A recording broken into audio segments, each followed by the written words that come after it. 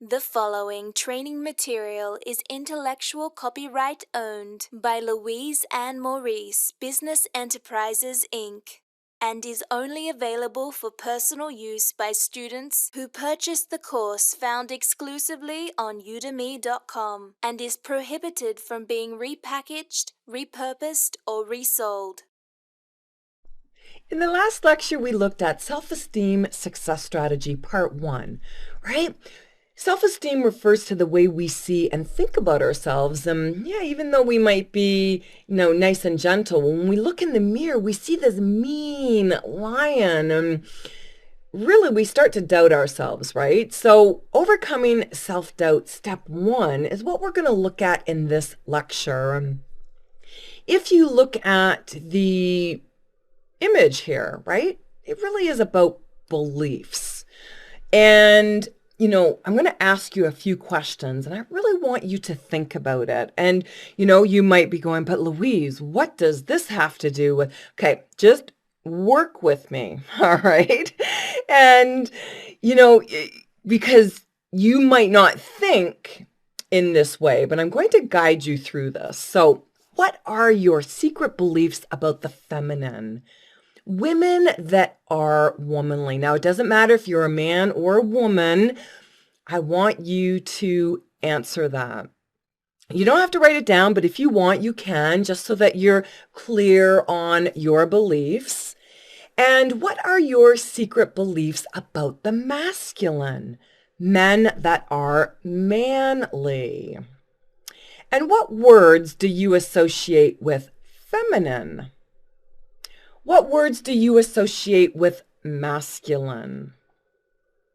And do you believe that you can show those traits and be successful in your career or business? So when you're thinking about words that you associate with the feminine, it could be, nurturing, caring, masculine, right? It could be uncaring, competitive. And I don't want to give you too many words because, my beliefs about the feminine and the masculine might be different than yours, and you really have to connect with your own.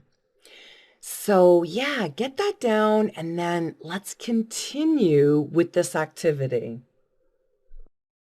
You're in the know with trainer Louise and Maurice exclusively on udemy.com. Now that you've written down what your beliefs are, I want you to ask your family, closest friends, colleagues, the same questions I did related to the feminine and masculine. And yeah, if you're part of an organized religious group, same thing. And ask as many people as you can from a variety of geographical locations, cultures, and status levels. Record the responses you receive, because this is how your world senses the role of women and men. And I come back and refer to this image because that's really what it is, right? It's that sensing. And this is important to have this foundation piece done, because when we start looking at neuro-linguistic programming, right, the NLP part of this, we really want to understand just all of this, right? How your world senses and sees and what you hear and think of with regards to this foundation piece.